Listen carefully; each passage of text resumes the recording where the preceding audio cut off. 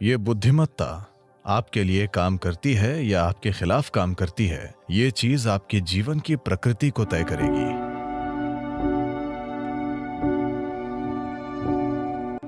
मैं आपको एक सरल प्रक्रिया सिखा सकता हूं, बस उसे कीजिए।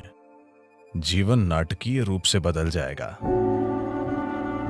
एक ऐसी बुद्धिमत्ता जिसे आपने कभी सोचा नहीं था कि संभव है, वो आपकी होगी।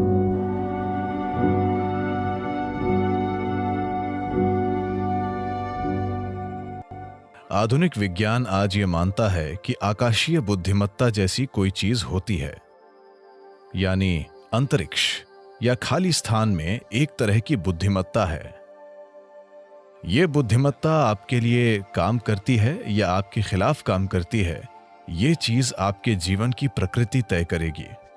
आप एक धन्य प्राणी होंगे या बाकी जीवन भर मुश्किलों से लड़ते रहेंगे, ये बस इस पर निर्भर करता है कि ये आकाशीय बुद्धिमत्ता आपके साथ कैसा बर्ताव करती है।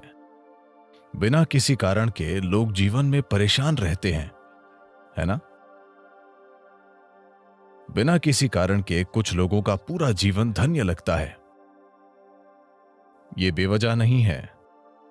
इसकी वजह है कि आप या तो सचेतन रूप से या फिर अनजाने में इस विशाल बुद्धिमत्ता का सहयोग प्राप्त करने में सक्षम हैं। जब मैं आकाशीय या अंतरिक्ष या पांचवा तत्व कहता हूं, तो इसे पांचवा तत्व कहना ठीक नहीं है, क्योंकि यही सबसे अहम तत्व है।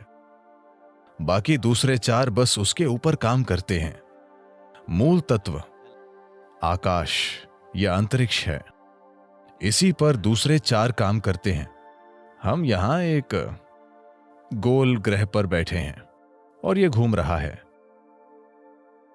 पृथ्वी का घूमना, सौर मंडल, हर चीज, मैं चाहता हूं कि आप ये जान लें कि आकाश ने हर चीज को अपने स्थान पर थाम रखा है।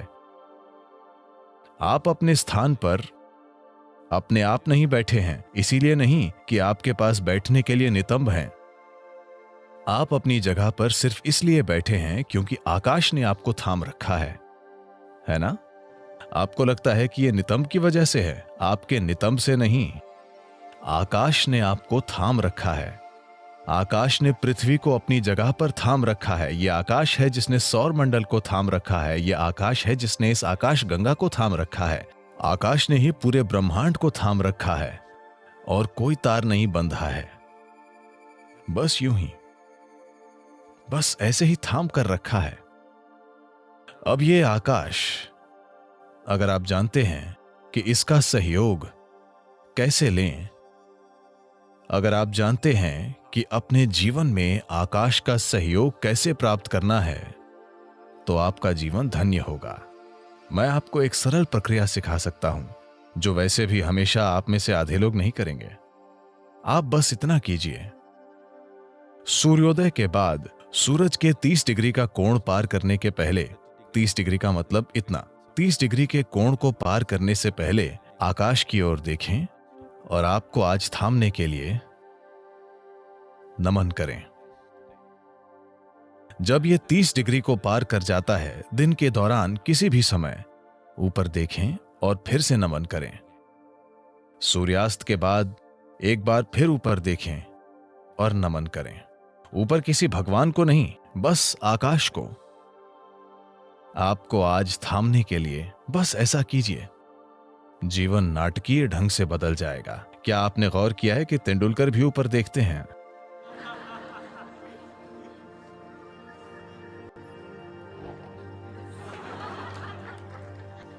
और क्या आपने देखा है कि सिर्फ वे ही नहीं, प्राचीन काल से जब इंसान ने युद्ध जीते या महान सफलता के क्षणों में, क्योंकि अनजाने में एक एहसास होता है, ठीक है उनमें से कुछ लोग ऊपर वाले को देख रहे होंगे, पर उनमें से ज्यादातर जो लोग चोटी पर चढ़ने में सफल हुए, माउंट एवरेस्ट पर, तो यह स्वाभाविक रूप से होगा। क्या आपने ये देखा है, चाहे वो भाव स्पंदना या साम्यमा, जब आपने अनुभव के शिखर को छुआ, तब क्या आपने गौर किया कि आपका शरीर आभार से भर जाता है? शरीर भी आपकी जागरूकता के बिना ऐसे हो जाता है क्योंकि कहीं ना कहीं एक समझ है, एक बुद्धिमत्ता मौजूद है जो ये पहचानती है। आप इसे सचेतन होकर दिन में 3 बार करें। अगर आपको इससे सहयोग मिलता है तो जीवन जादुई तरीके से चलेगा। एक ऐसी बुद्धिमत्ता जिसे आपने कभी सोचा नहीं था कि संभव है, वो आपकी होगी, क्योंकि एक बुद्धिमत्ता जो आपकी समझ से परे है अभी यहीं पर काम कर रही है ना? क्या ये नहीं कर रही है? ये वो बुद्धिमत्ता है जो ब्रह्मांड को थामे हुए है। ये वो बुद्धिमत्ता है जो सृष्टि का गर्भ है। उस बुद्धिमत्ता के गर्भ में सारी सृष्टि घटित हो रही है और इसे आपके लिए नकारा नहीं गया है, उस तक पहुंच रोकी नहीं गई है। बात सिर्फ ये है कि आपने अभी उस ओर देखा ही नहीं। बात सिर्फ इतनी है कि आप अपनी छोटी सी दुनिया में इतने तल्लीन हैं। आपका शरीर, आपके विचार, आपकी भावना, आपके हार्मोन ने आपको इतना उलझा दिया है कि ऊपर देखना कभी नहीं होता। आप परे की किसी चीज पर कभी ध्यान नहीं देते क्योंकि ये छोटी छोटी चीजें आप पर हावी हो गई हैं। इसी को हम माया कहते हैं। यही माया है। ऐसा नहीं है कि अस्तित्व मौजूद नहीं है, वो माया नहीं है। बात सिर्फ इतनी है कि ये माया है। जब कुछ इतना जबरदस्त और शानदार और विशाल घटित हो रहा है तो ये छोटी चीजें आपको व्यस्त रखे हुए हैं और वे आपको ऐसा महसूस कराई हैं जैसे वे बाकी सब चीजों से ज्यादा असली हैं। इस सब का होना, ब्रह्मांड में आज तमामों शानदार चीजें हो रही हैं, बिल्कुल चमत्कारी और शानदार ढंग से। लेकिन विचार का एक छोटा सा कीड़ा आपके सिर में घूम रहा है और आपको व्यस्त रखता है। आया नहीं? यही माया है। क्या आप समझे?